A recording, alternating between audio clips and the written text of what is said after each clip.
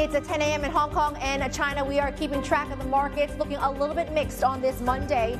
President Trump agrees to delay tariffs on the EU to July 9th, days after threatening the bloc with 50% tariffs as well as 25% duties on Apple. French President Emmanuel Macron becoming the first French leader to visit Vietnam in a decade as he kicks off his Southeast Asian tour to boost trade ties. China, meanwhile, will be busy shoring up ties in the region. Premier Li Qiang looking to expand cooperation with Indonesia during his visit to the country before heading to Malaysia for the ASEAN GCC China meetings. And Pyongyang is on the ground in Malaysia for those ASEAN meetings. Absolutely, and good morning to you guys from Kuala Lumpur. And a lot of talking and a lot of important meetings and high-level meetings now between leaders from Southeast Asia, the Gulf region, and China to try sharp economic ties against this backdrop of a fragmenting global economic order.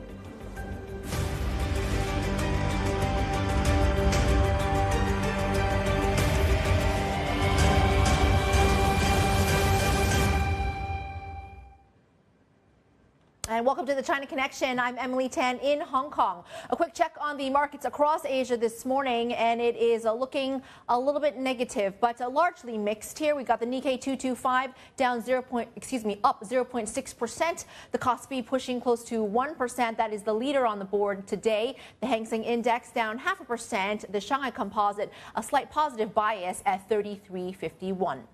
International trade is back on the global agenda this morning as the United States has delayed further tariffs on the European Union until July the 9th. President Trump confirming that he granted the extension to 50% tariffs on EU goods. That's after speaking with European Commission President Ursula von der Leyen. The extension comes as markets were shaken by threats from the White House last week that talks with its trading partners were not progressing quickly enough. President Trump also raging at Apple, sending the stock lower by more than 3% on Friday. That's trade on Wall Street. The Trump posting on his social media that if Apple moves its manufacturing to India and not to the United States, then the company can expect a 25% tax on iPhones. It's not known how serious this threat is, nor if the tax would apply to all Apple products and not just iPhones, nor what sort of time frame the president is looking at here. Chinese Premier Li Qiang saying Beijing wants to strengthen cooperation with Indonesia during his meeting with Indonesian President Prabowo Subianto in Jakarta. He said the two countries should look at finance, new energy, AI, and aerospace. Li said it was even more important for them to safeguard free trade given the current trade discord with the U.S. He's on a 3-day visit to the southeast country before heading to Malaysia for the ASEAN GCC China summit. More high-level talks are expected at the ASEAN summit in Malaysia, and Pyongyang is live in KL. JP, get us updated. Yeah, absolutely. And again, a very important meeting, actually, is going to lead up to this. Of course, today it's going to be meetings between leaders of Southeast Asia, the 10 ASEAN member states, where they'll be discussing everything from strengthening economic ties, the situation in Myanmar, and also perhaps the possible inclusion now of Timor-Leste as the 11th member in the coming months or year, actually. This is all done, and they said it can hopefully be done. But of course, this is all a prelude also to a very important summit where you're seeing leaders of the Gulf member nations, the GCC, and Li Qiang, Premier Li Qiang representing China at the ASEAN GCC China Summit. Again, a lot of themes, similar themes with regards to security and also bolstering economic ties are going to be very important, actually. We spoke to Kao Kim Horn, the Secretary General of the ASEAN, actually, the other day, about the importance of China being at these particular talks and what the new dynamics might yield in terms of economic potential for all the regions involved. Here's what he said. There's a lot of things happening with a lot of disruption, with a lot of uncertainty and volatility. At the same time, of course, we want to see what kind of dynamics we can have between ASEAN and GCC to build on the first ASEAN GCC summit that took place 2 years ago, what we can do to maximize the potential of cooperation between the two regions, region-to-region cooperation. Now, of course, by bringing China, we have basically a trilateral regions, 3 regions coming together to meet, looking at what we can do together in terms of the economic agenda, meaning set the priorities of our cooperation. I think we're exploring, for ASEAN, we're looking at always the new opportunities, what we can do to maximize the overall ASEAN's core interests, particularly by engaging all the key players. Now, to put it in context, Emily, if you take all the economies of the GCC, Southeast Asia, and China together, you're talking about a combined bloc that's about $24 trillion in total GDP as of the World Bank's 2023 estimates, actually, which means this could actually be even bigger now. But also means that all three regions, because of the growth and potential that they've all exhibited, there is a greater need now to perhaps foster some of these ties against this backdrop again of perhaps the free trade world order actually starting to come down because of the tariffs unleashed by the United States. And again, looking to each other, looking within Asia might be even more important during these times. And of course, some of the goals of ASEAN right now is to elevate the existing free trade agreement they have with China and also perhaps attracting more investments in power generation and energy transition from the Gulf member states as well and providing them more investment opportunities actually in this particular area. A lot of ground to cover in the next 2 days, but we'll see if they can cover all or if not most of it actually. And again, a lot will depend on how quickly all these leaders can come to a possible consensus to build a stronger economic bloc across these three major regions, Emily. JP, and while we have you, of course, the focus is on Global South. And curious about the use of the yuan as we're seeing a move away from dollar and de-dollarization. Yeah, you know, Emily, that's interesting, too, because we did speak to Li Shun, the outgoing president of the Asia Infrastructure and Investment Bank earlier today on the sidelines, actually, and also talking about the growing interest, at least from countries that's grown a lot in the last couple of months, perhaps moving or weaning themselves partially off of the U.S. dollar as a currency of trade, actually, and perhaps creating more bilateral currency trades and using the yuan as one of those currencies. Here's what he said, and he did say that it's just a natural order of things, actually, as we've seen in history, for the yuan to become more considered as a possible currency of choice. Here's what he meant. People try to avoid risks and they try to find what is the best way in their economic dealings with the rest of the world. For instance, what kind of currency would be safe and would it be most, I think, helpful. So you see recently RMB has been playing a greater role along with the Chinese economics growth. So I would think it's quite natural, and it depends on each and every country's domestic strategy to deal with the shifting situation. And this is also in line with the growing interest, at least from China, also to perhaps establish the yuan as an accepted currency of trade. Actually, they've established bilateral currency facilities with certain countries actually in the region. And you've seen interest from countries like Indonesia and Malaysia to actually move towards that. But again, you're dealing a fine line because we've heard in the past that U.S. President Donald Trump has not liked the idea of countries shifting away from the U.S. dollar. And again, could unleash more, perhaps more ire, at least, from Washington, D.C. that could cloud, again, the economic backdrop against what's happened over the last 2 to 3 months. All remains to be seen, though, but so far the yuan is indeed on the ascendancy, it seems. Emily. JP, thank you very much for reporting for us live. We'll get back to you in a little bit. We continue to track Treasury yields on the long end, still holding around 5%. We are tracking, and it's looking like this right now. U.S. Treasuries in terms of the 10-year at 4.509%, the 20-year 5.0373%, the 30-year at 5.0311%. The bond markets are shut today for the Memorial Day holiday.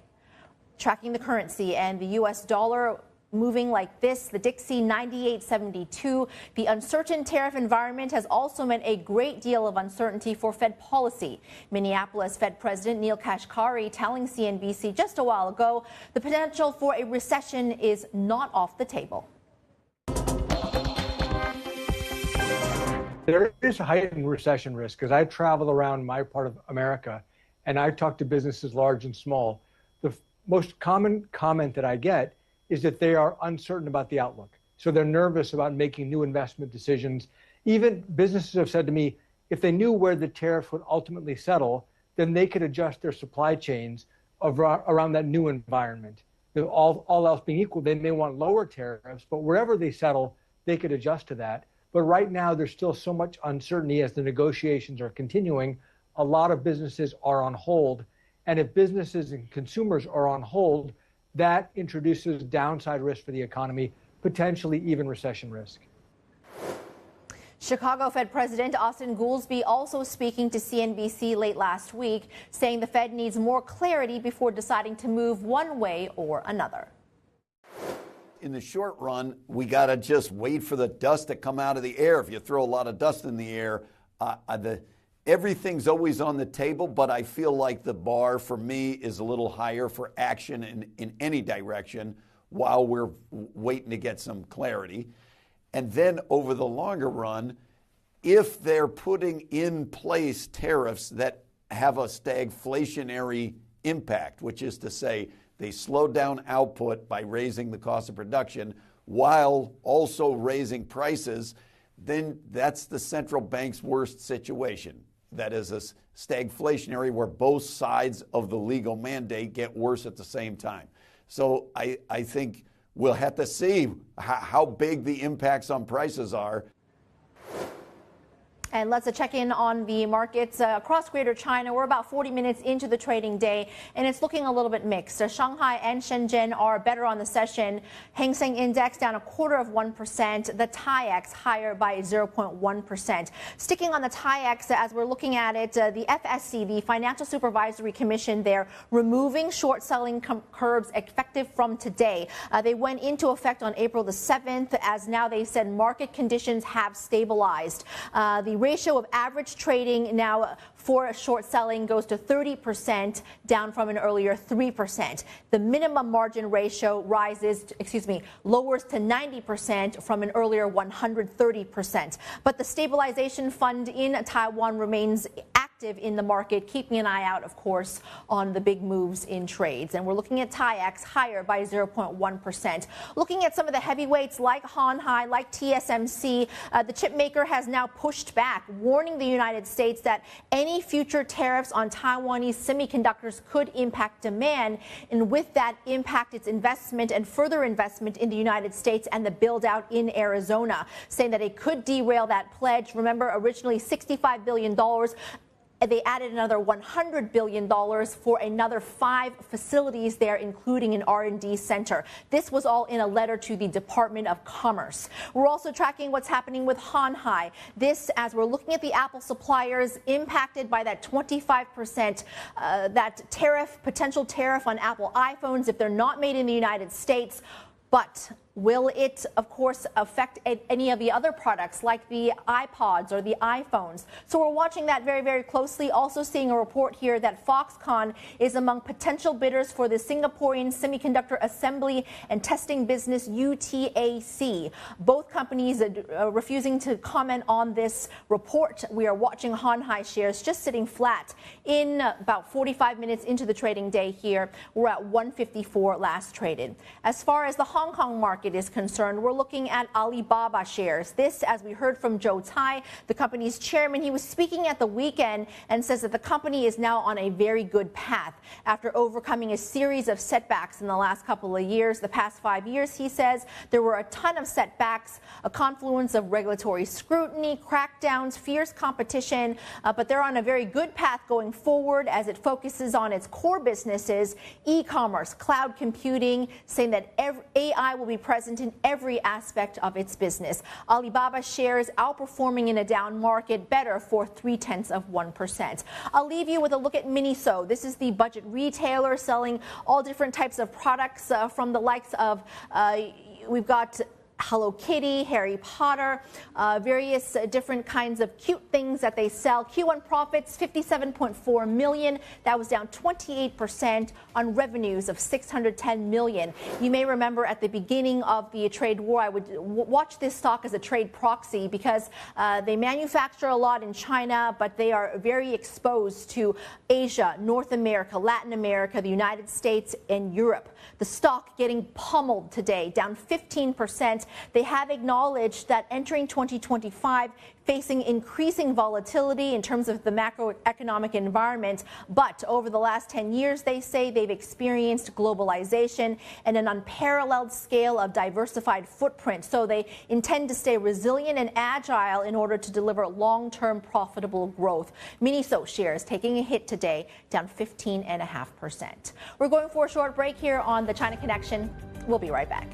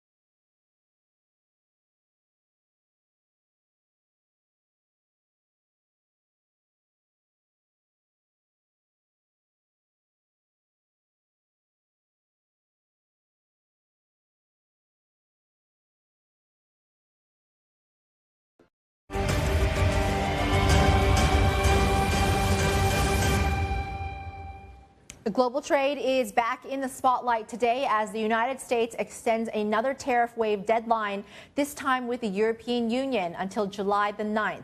Meanwhile, French President Macron is on a Southeast Asian tour. He's currently on a state visit to Vietnam with defense and energy in focus as France attempts to position itself as an alternative to China's huge influence on the region.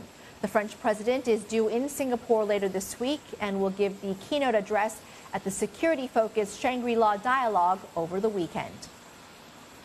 Deborah Elms is head trade policy at the Heinrich Foundation and joins us now live. Deborah, thank you very much for joining us today, and there's lots to talk about. If we first talk about the latest developments with the EU and the United States and that 50% is now being dangled at the bloc. In terms of this now extension to July the 9th, what do you make of this development? Well, the deadline, remember, was originally July the 9th. That is part of the Liberation Day or reciprocal tariff 90-day pause that Trump put into effect. Under the Liberation Day tariffs, the EU was assessed at 20%, and the discussions have gone not terribly well so far between the U.S. and the EU over removing this 20% tariff. And Trump, I think in irritation, then escalated to 50%. At least he said he would escalate to 50% over the weekend. And as you have noted, they have now suspended that threat through the end of the July 9th pause. And we'll have to see where we go from here. But I think it illustrates Trump's fondness for tariffs, his concern that major trading partners are not doing what he would like them to do, and his willingness to change deadlines and amounts at any minute. Yeah, and this kind of brings and makes me think about China, because the tariff was pretty high and got very high because of the tit for tat. Do you expect any kind of retaliation to come through from the EU? How do you expect the trade talks to progress?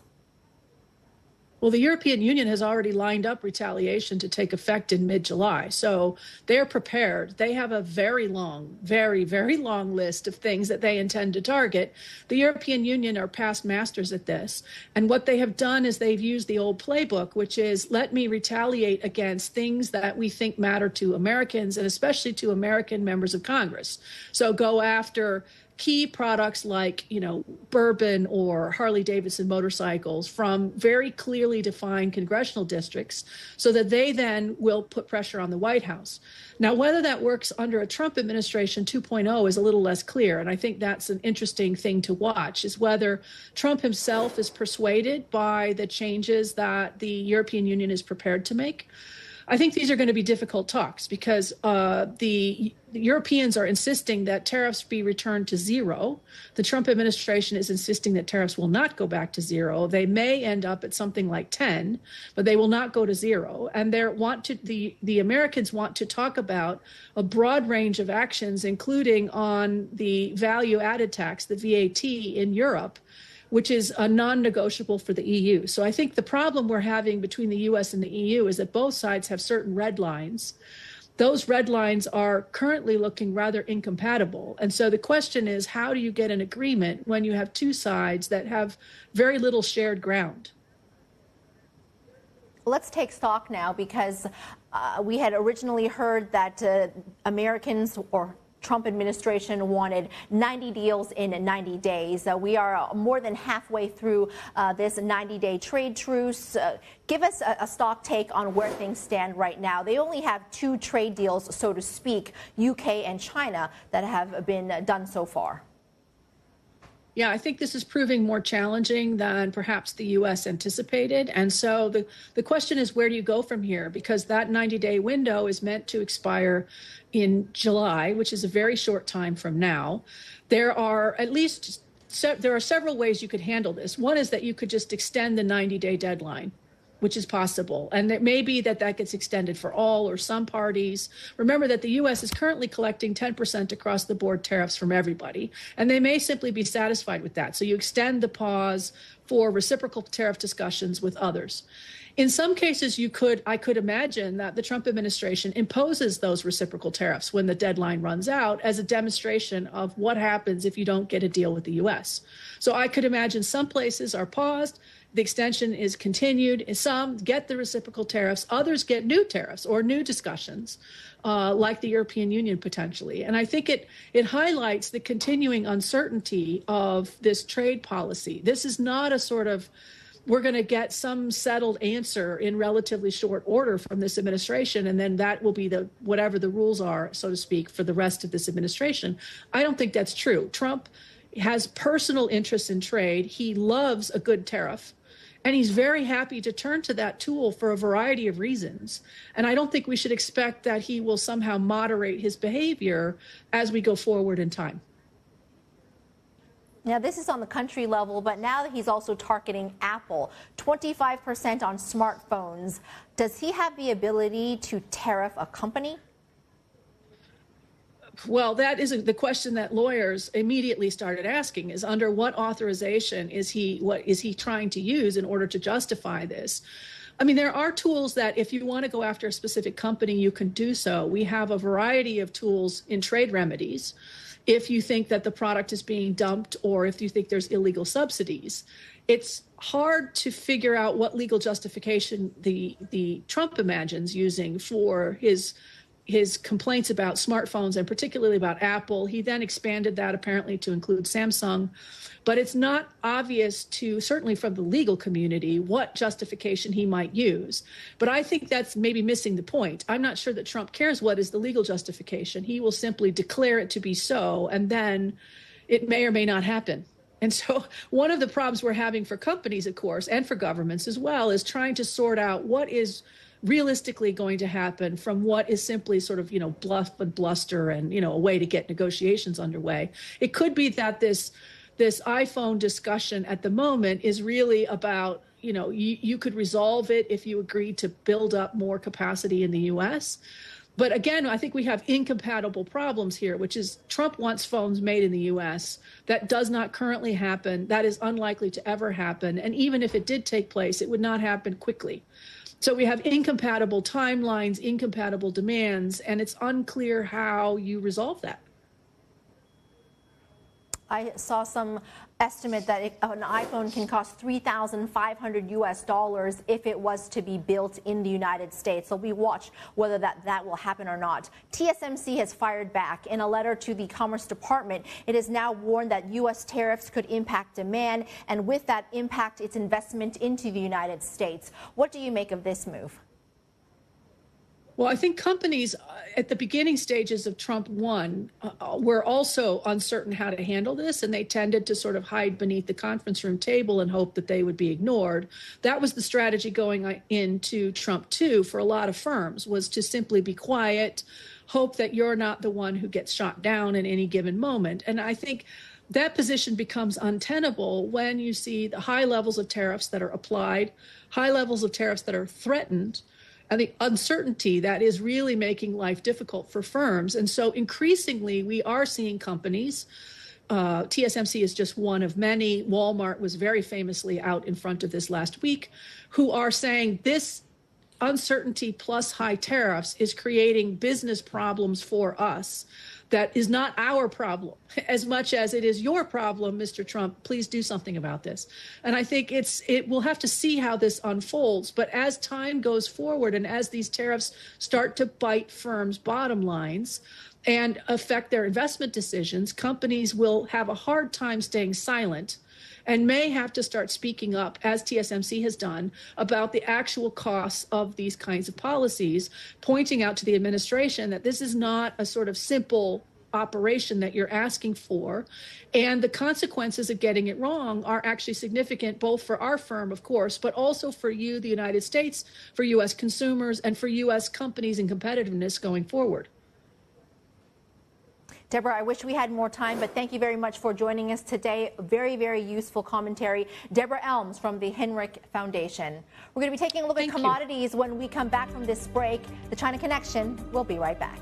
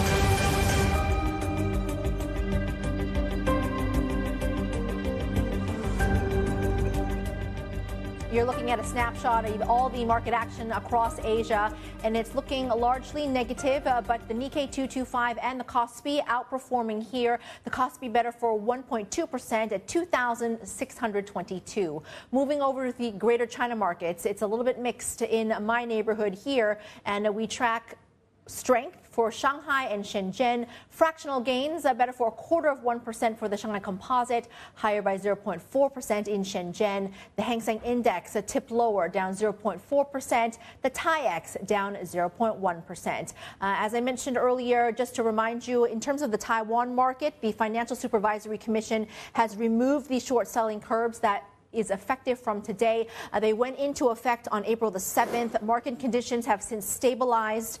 The ratio of average trading for short selling now it gets increased back to 30%. The minimum margin ratio lowered to 90%. The National Stabilization Fund, though, remains active in the market. The TAIEX currently traded at 21,637. We're also tracking some of the heavyweights like TSMC. They have warned the United States, the Department of Commerce now, about these future tariffs on the company and semiconductors, that if it impacts demand, it could also derail their investment into the United States, as they are now looking at $165 billion in investment stateside as it continues to build out in Arizona and the number of factories, including an R&D center. For Han Hai Precision, it's the Apple effect and the 25% tariffs being dangled at Apple and the iPhones if it is not made in the United States. Of course, we all know that Han Hai is in charge of that. They do the bulk of that in Zhengzhou in China. Han Hai shares are just holding flat today, 154. I guess you could say it is unfazed by this news. There was also another report that it was looking at picking up an asset in Singapore. This would be, of course, to do with semiconductors, but no comment from either company, the Singapore company or Han Hai Precision. Now we're tipped higher, 0.3%. Flipping to the Hong Kong market, and in terms of the EU tariffs, 50% being dangled at the European Union, and we're watching some of the European exposed stocks traded in the Hong Kong market. I'm talking about the likes of Prada. We used to have L'Occitane traded in the Hong Kong market, but that company has privatized. Samsonite, the world's largest luggage maker, is based in Luxembourg. The stock is down 1.6%. Prada shares also on the back foot today, down about 0.25%. But one standout here, and this company is also trade exposed. I'm talking about Miniso. This is the budget retailer selling cute things.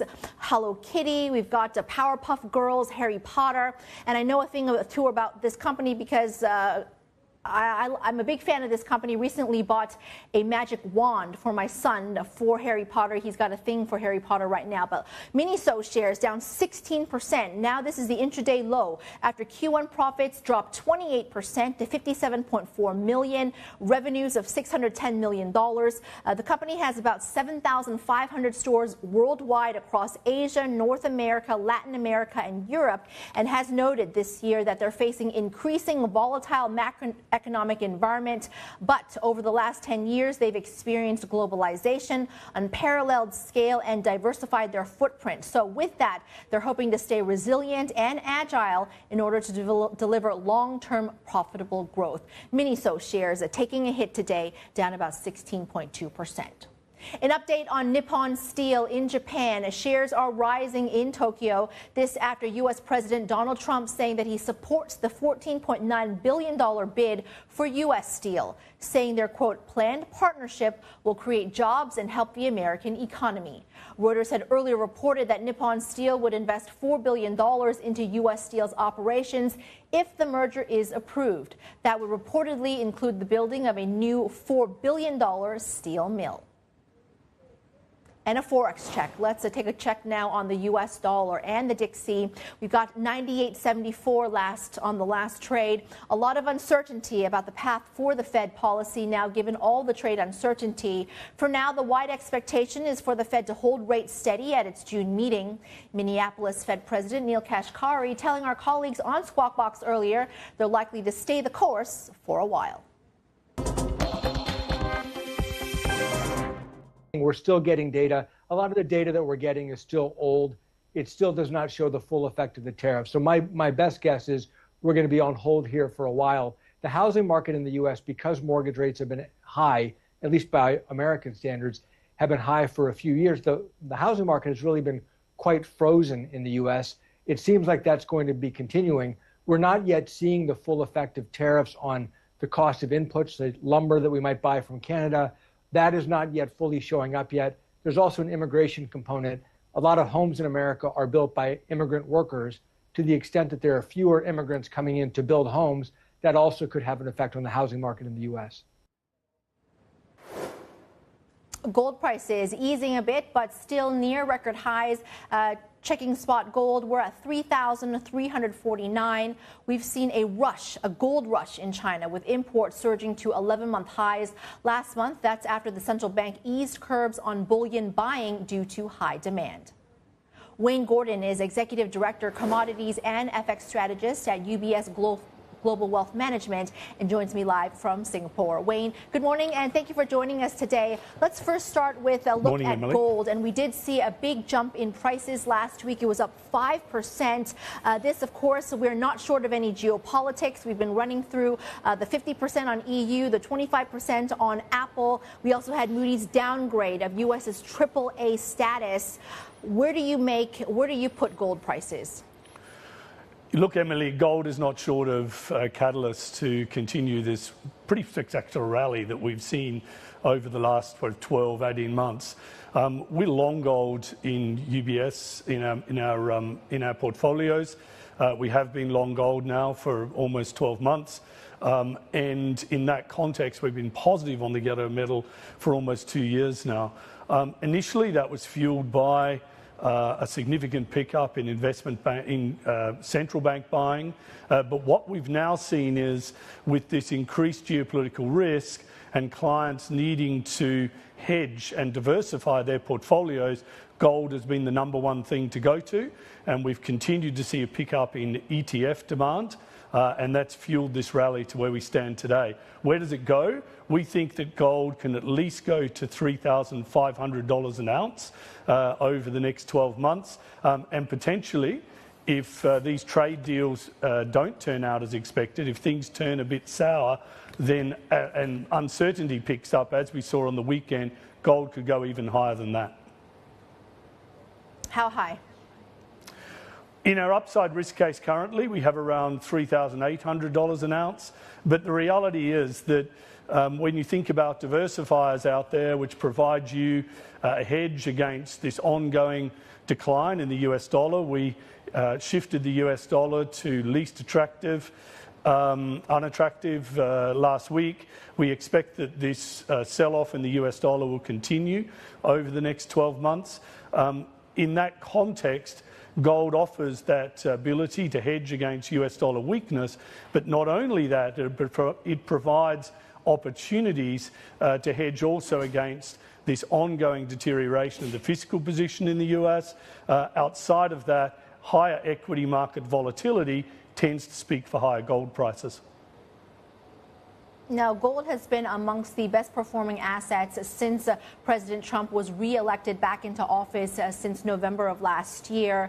When we see other Trump trades like the dollar, like Bitcoin, and the gains that we've seen in that, how is gold different to that? Look, the very simple answer to this is gold has much lower volatility than many other alternatives on the diversification side. The volatility of gold is somewhere around the 10 to 15% over the longer term. That obviously is a little bit higher than what it is for bonds, for example. But at the same time, it's lower than what we see historically on average for equities. So when we think about gold at UBS Wealth Management, we actually think about it within the portfolio context. What we want to do is diversify portfolios such that you reduce the overall volatility of the portfolio while still maintaining upside returns. So when we think about gold, we consider around the mid-single-digit percentage allocation to gold within a US dollar balanced portfolio is optimal to provide those diversification benefits. As we look at the spike in gold prices, are you noticing the moves by China in terms of the buying power of the country and its interest in gold? Look, China's very much part of this, and we picked up on that around about 6 to 9 months ago when we started. Not only is it the PBOC buying gold systematically over the last 12 months or so, but also on top of that, we've seen a pickup in interest from the retail side or the ETF type demand. Within that, the position that the China government has taken on gold has changed in that period. They now have opportunities for life insurers, for example, to use gold as an asset base. They also are allowing a bit more gold to come into the country. So clearly, the position on gold as a diversifier and as a hedge within portfolios has changed domestically. Now, in that context, this has a long way to go. You know, we estimate that on average, let's just take reserve managers' allocation to gold globally. When we look at this globally, allocation to gold is anything up to 70% in many developed countries. Now, that's around 20% in some other countries. We think that with the current percentage in China for reserve managers at around the sort of 8 to 9%, we think gold as a percentage can continue to rise, and that will continue to fuel this demand, not just from the central bank, but also from the retail domestic perspective. In terms of reserves, the PBOC has increased gold reserves for now 6 straight months. That's up to April. Do you expect that to continue? Look, we do. From a central bank perspective, we expect central banks to buy around about 1,000 tonnes of gold in 2025. Now, at the current run rate, we look like we will achieve that forecast, remembering that central banks between about 2010 and 2020 were only buying around 350 to 400 tonnes of gold per annum. That stepped up in 2022 after the Russian war on Ukraine. That stepped up to around 1,000 tonnes per annum. We expect that type of demand will continue over this year and into 2026. But the key mover here has been ETF demand from retail institutional clients. Now, ETF demand, we actually saw outflows from around 2022 to just in the middle of last year. Now we're starting to see the demand from ETFs pick up systematically month on month. It had taken a bit of a pause, as we saw in April, but nonetheless, the pickup in demand, we expect that from around flat last year, we expect around 450 to 400 tonnes of gold to go into ETFs this year. So that's what is actually fueling this recent rally in gold.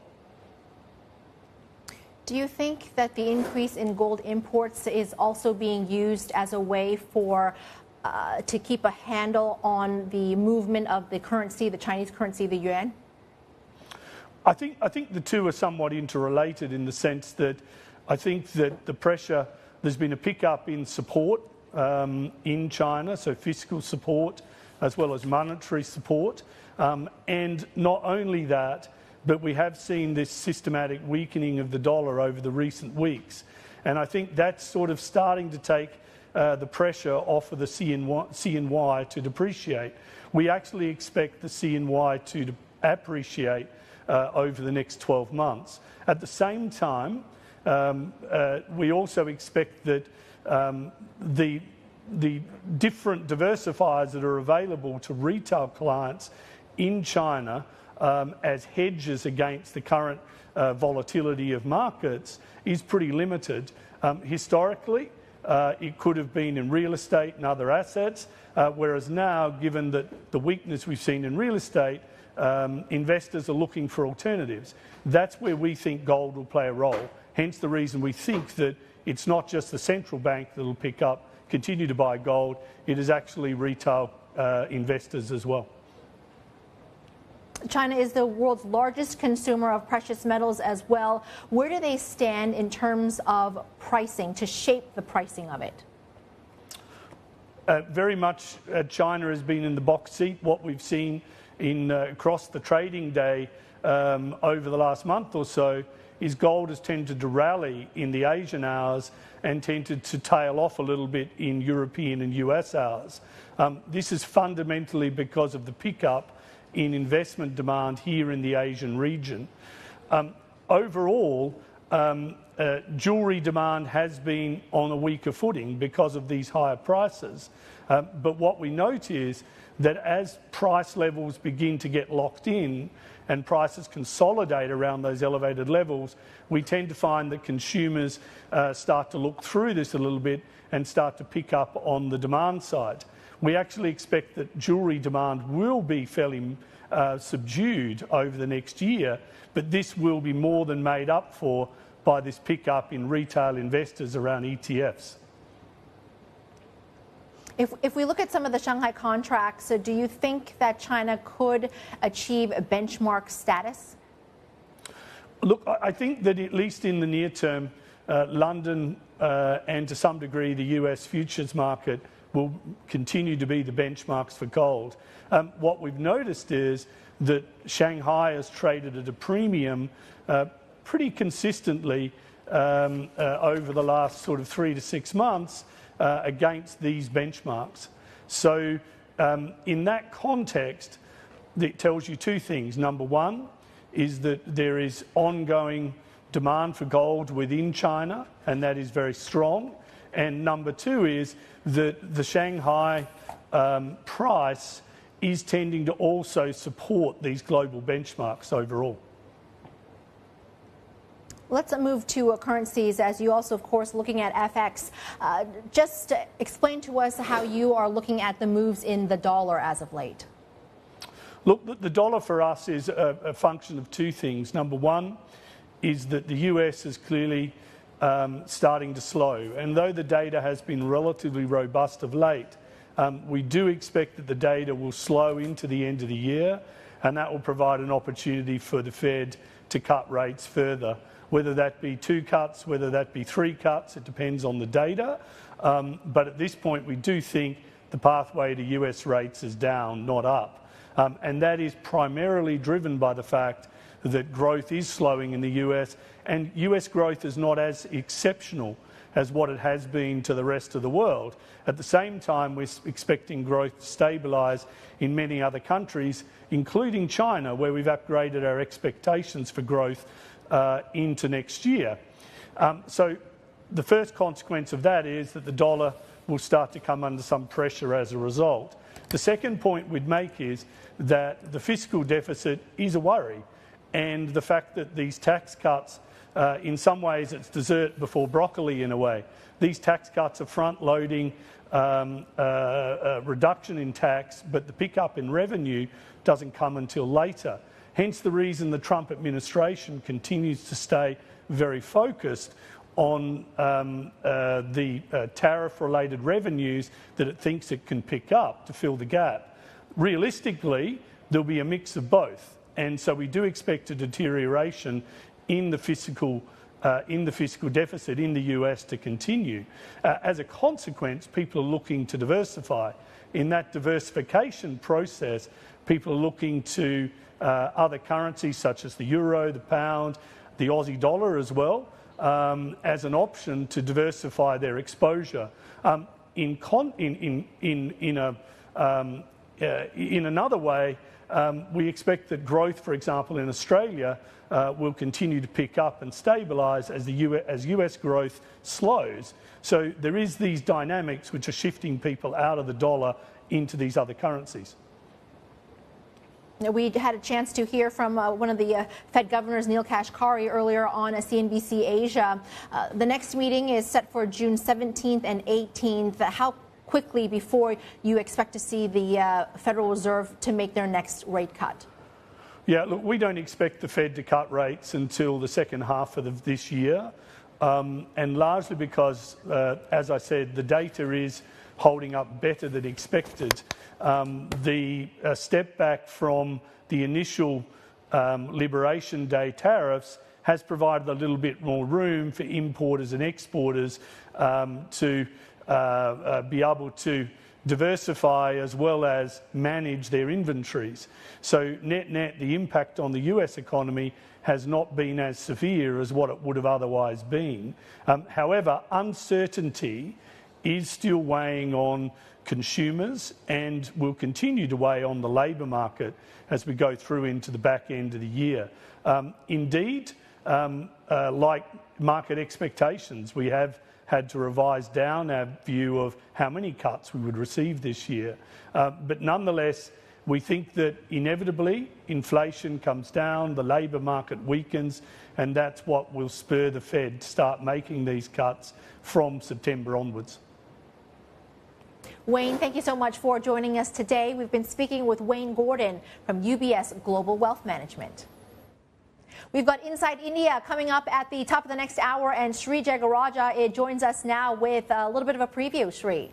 Good morning, Emily. A great conversation with Wayne there. And needless to say, just as an aside, India and China really represent the twin pillars of global gold demand, don't they? We got two great conversations lined up for you on Inside India that hopefully really go to the heart of India's place and importance in the broader global economy. We will talk with Ravi Jakhar, the CFO and Director of Strategy at All Cargo Group.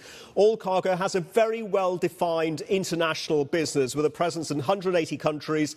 India, however, remains central, if not core. We'll get Ravi's take on how global shipping flows are being impacted by the macro uncertainty that you and Wayne were talking about, and how All Cargo is positioning in India given the opportunity there and given the rise and the evolution of the Indian consumer. Then we'll take the conversation to energy in all its forms: oil, LNG, renewables and nuclear. Nikhil Bhandari joins us from Goldman Sachs, co-head of APAC Natural Resources and Clean Energy Research. Interesting developments when you look at the longer term, the medium to longer term outlook for China and India.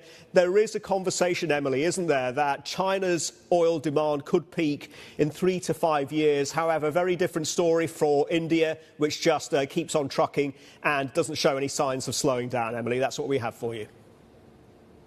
Sri, we are looking forward to it. We'll see you in the next 10 minutes. Sri Jagaraja coming up on the next Inside India. Thank you very much. For more on everything we've covered on our show this morning and deeper dives into the Greater China region, sign up for our China Connection newsletter using the QR code currently on your screen. We'll be back in 2 minutes.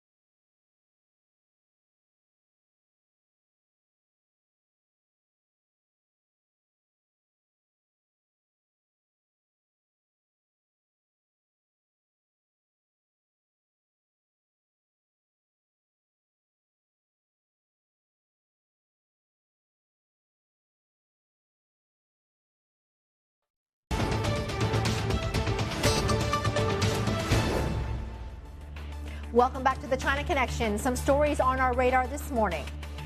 President Trump criticizing Russian President Vladimir Putin after Russia launched its largest aerial attack in its war on Ukraine over the weekend, hitting cities with 367 drones and missiles, killing at least 12 and injuring dozens. Trump telling reporters he was not happy that the Russian leader was killing a lot of people on Truth Social. He called Putin absolutely crazy when asked if he was considering more sanctions on Russia. He said, absolutely. This as Russia and Ukraine completed the largest prisoner swap since the war started. 1,000 prisoners of war on each side were exchanged in a 3-day process that started on Friday. Russian Foreign Minister Sergei Lavrov saying on Friday that the Kremlin would be ready to propose a draft for a long-term peace agreement once the exchange concluded. And a U.S. judge has temporarily blocked the Trump administration from revoking Harvard's ability to enroll foreign students, providing respite for thousands of international students who were ordered to transfer schools or risk losing their visas. Speaking to reporters on Sunday, Trump doubled down on his decision, accusing the Ivy League school of having too many foreign students and demanding a list of their names. And that's a wrap for this edition of the China Connection. I'm Emily Tan in Hong Kong. Do stay tuned to CNBC. Inside India is coming up next.